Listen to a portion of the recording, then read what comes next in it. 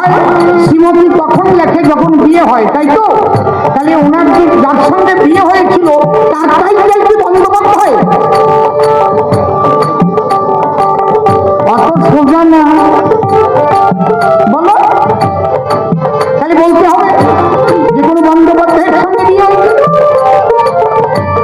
তাহলে মূল নামটা কি ওনার? যদি স্বামীর টাইটেল আলাদা হয়, অনেক সময় রায়ের সঙ্গে সরকারের বিয়ে হয়, মেয়েটা আগেরটাও রাখে পরেরটাও রাখে, মধুমিতা সরকার রায়। কথাটা বোঝা গেল?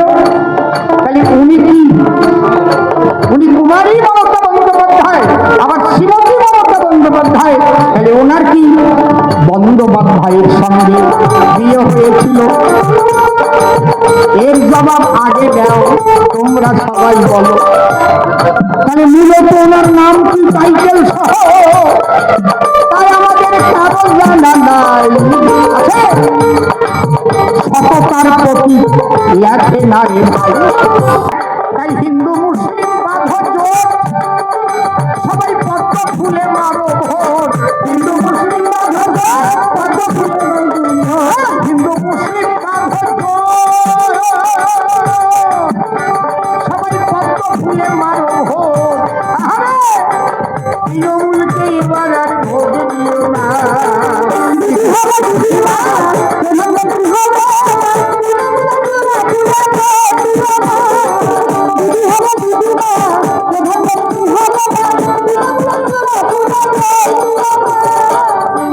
দেখবেন ওরা দাঁড়ায় বক্তব্য দেয়, বন্ধুগণ আমাদের 100 দিনের কাজের টাকা কেন্দ্রীয় সরকার দিচ্ছে না, এর জন্য আমরা 1 লক্ষ মানুষ নিয়ে দিল্লিতে গিয়ে আমরা ধর্ণা দেবো, ঘোড়ার ডিম করবো।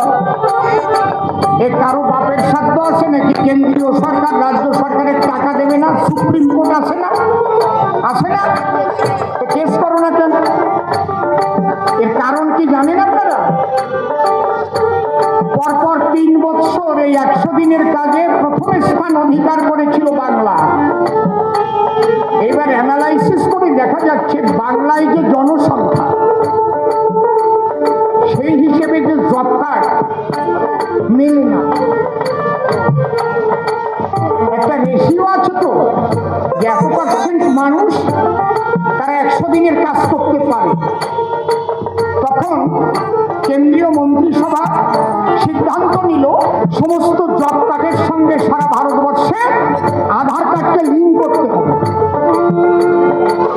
যখনই এই অর্ডার এলো, ওরে বাবা দিদি জ্বলে উঠল। গরিব মানুষের জন্য কেন আধার কার্ডের সঙ্গে লিঙ্ক করতে? কিন্তু কেন্দ্রীয় সরকারের প্রকল্প, এ তো গল্প কথা নয়। আধার কার্ডের সঙ্গে যখন লিঙ্ক করে দেয়, লিঙ্ক করতে গিয়ে দেখে গো 1,32,00,000 ফালতু জব কার্ড বের হয়ে গেল। কেন্দ্র তখন চিঠি দিয়ে জানাইয়ে দিল, বলছে যে 1,32,00,000 জব কার্ড তোমরা 10 বছর ধরে টাকা নিয়েছো আর প্রথম স্থান অধিকার করেছো, এই টাকাটার হিসেব দেও, তারপরে টাকা নেও। দিদি কি বললেন? প্রধানমন্ত্রীকে বললেন, তোকে হিসেব দেবো কেন রে? তুই কে রে? বলে নাই, বলে নাই? কত বড় অপদার্থ মুখ্যমন্ত্রী! একটা ভারতের প্রধানমন্ত্রীকে তুলতুকারি করে আলাপ করছে। আমাদের প্রধানমন্ত্রী তো সন্ধ্যের বদল মানুষ। আমার মতো একটু গোয়ার মার্কা মানুষ হলে আমি বলতাম, তুই কেন হিসেব দিবি না, করে টাকা দেবো কেন রে? হিসেব দাও, টাকা দাও। চুরি করে খেলে আর টাকা দেবো না, হিসাব নাহি দিয়ে। বুঝতে পারছেন ব্যাপারটা কি? আবাস যোজনার ঘরেও তাই টাকা আটকে দিয়েছে। যত টাকা দিয়েছিল এই বাংলার ভিতর, খেয়ে ফেলে কিছু কিছু দিয়েছে তার ঘর, খেয়ে ফেলেছে টাকা। না হয় অন্য খাতে লাগিয়ে দিয়েছে, ক্লাবে দিয়েছে, খেলা মেলায় খরচ করেছে, টাকা নেই। বলছে আরো টাকা দাও। বলছে ইলেকশন সার্টিফিকেট দাও। এত ঘর করার জন্য তোমাকে টাকা দিয়েছি, সেই ঘরে সার্টিফিকেট গুলো দাও যে তোমরা করেছো। দিতে পারছে না, বোঝা যাচ্ছে কি? তাহলে এই চোরের দলকে আবার আনবেন আপনারা, এই চোরের দলকে ভোট দেবেন।